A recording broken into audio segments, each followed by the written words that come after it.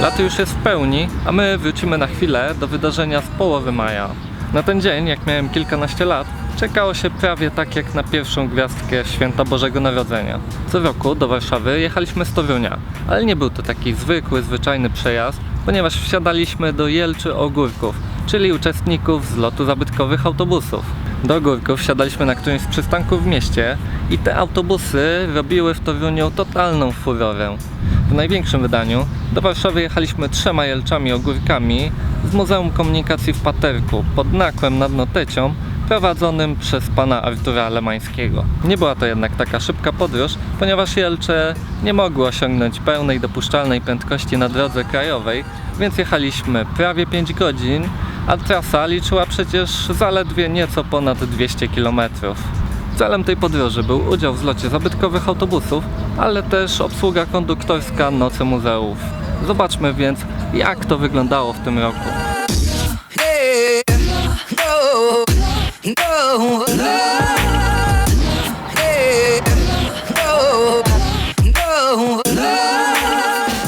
Dzień rozpoczyna się od zlotu zabytkowych autobusów. Kiedyś był to zlot Ogórków, gdzie główny udział miały Jelcze o charakterystycznych obłych kształtach. Nazwa uległa jednak zmianie, bo na imprezie pojawia się teraz sporo dużo młodszych autobusów zabytkowych, w tym m.in. Jelczy i Karusów.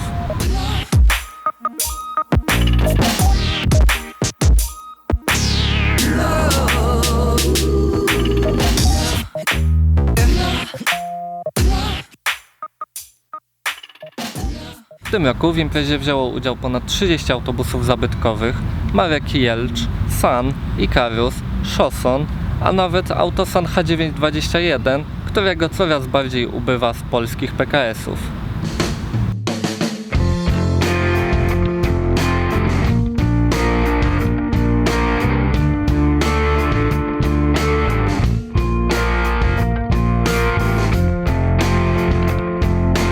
Wśród pojazdów znalazły się autobusy miejskie, lokalne i turystyczne, w wersji solowej, przegubowej, a nawet z przyczepką.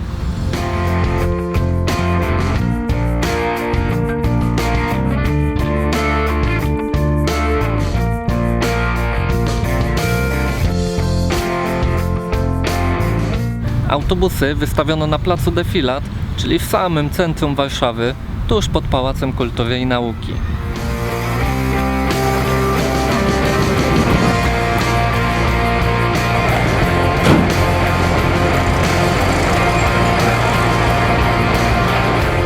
Po zlocie autobusy wyruszyły w kurs po Warszawie w szyku paradnym.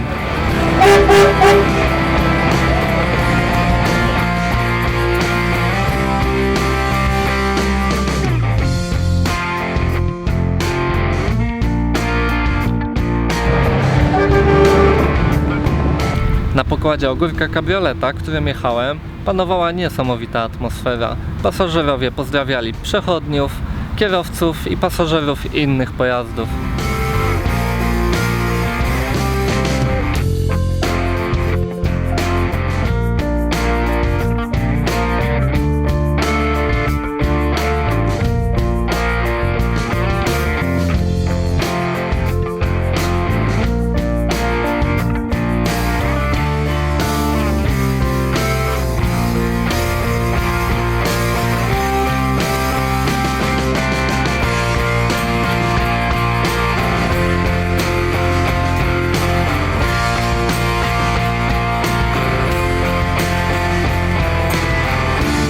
Trasa prowadziła ze Śródmieścia przez Ochotę i Wolę na Żoliborz do dawnych centralnych warsztatów samochodowych przy ulicy Włościańskiej. Przejeżdżający kierowcy zatrzymywali się wręcz na jezdni, żeby wykonać zdjęcie przejeżdżającej parady autobusów.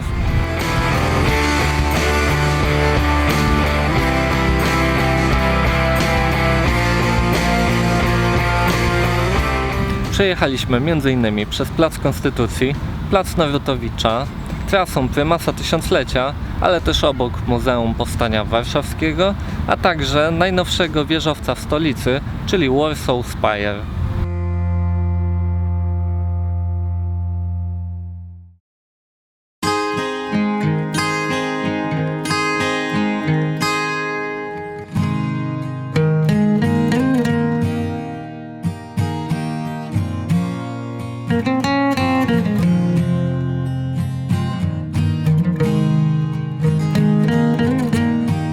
Żeby parada mogła przejechać całą trasę w zwartym szyku, musiała być odpowiednio zabezpieczona przez policję, nadzór ruchu i organizatorów.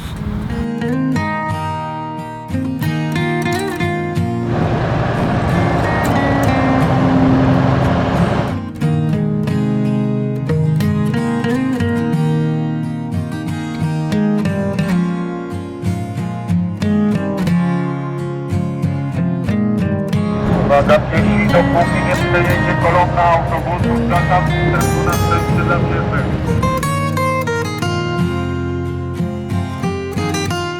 W przejeździe wzięło udział łącznie kilkaset osób, a skalę tego zjawiska można było zobaczyć na pętli metro Marymont, gdzie pasażerowie wysiadali z autobusów.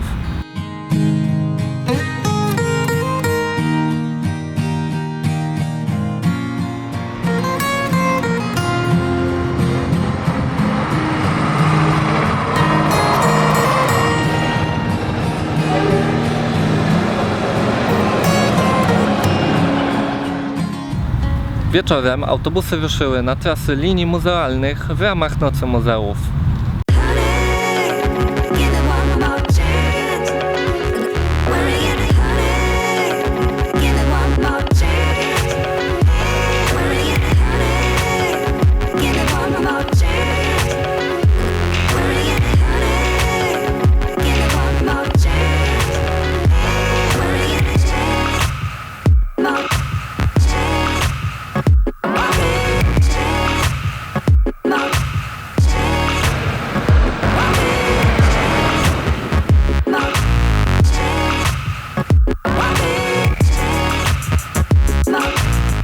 Linia A, którą zawsze obsługują pojazdy zabytkowe, kursowała od 18:30 do 1:00 w nocy, a przejazd jej trasą zajmował 22 minuty.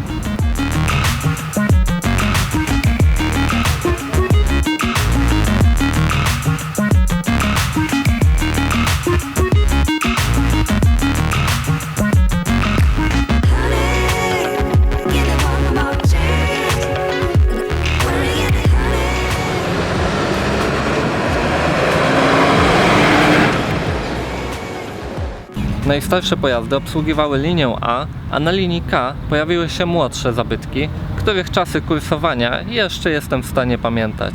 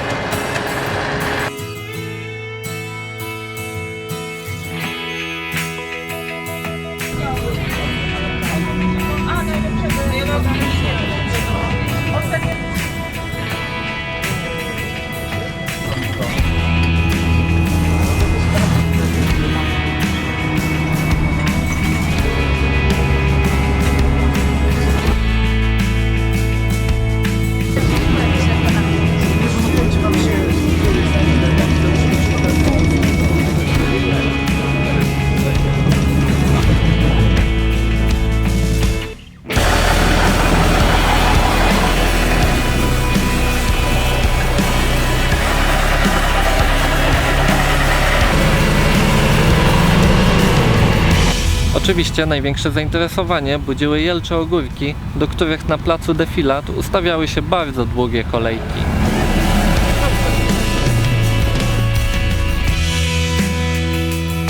Resztę linii muzealnych obsługiwały miejskie zakłady autobusowe swoimi pojazdami niskopodłogowymi, w tym berlińskim piętrowym MAN-em, który gościnnie pojawił się w Warszawie. Łącznie obsługę Nocy Muzeów zapewniło więc kilkadziesiąt brygad autobusowych. Swój udział w imprezie miały też tramwaje warszawskie, które wystawiły swoje tramwaje zabytkowe na placu Narutowicza, gdzie ustawiono muzeum na szynach. Kursowała też dodatkowa linia M, obsługiwana wozami zabytkowymi i nowoczesnymi.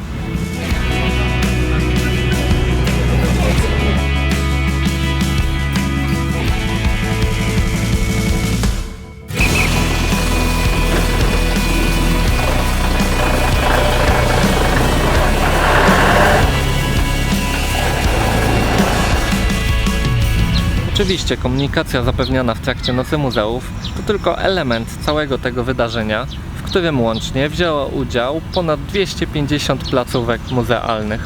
Za organizację zlotu zabytkowych autobusów i nocy muzeów odpowiedzialny był Klub Miłośników Komunikacji Miejskiej w Warszawie. Jest to ogromne przedsięwzięcie w skali kraju, w którym bierze udział ponad 150 osób, w tym także miłośnicy komunikacji z całego kraju. Za przygotowanie tak dużej imprezy wielkie dzięki i mam nadzieję do zobaczenia w następnym roku.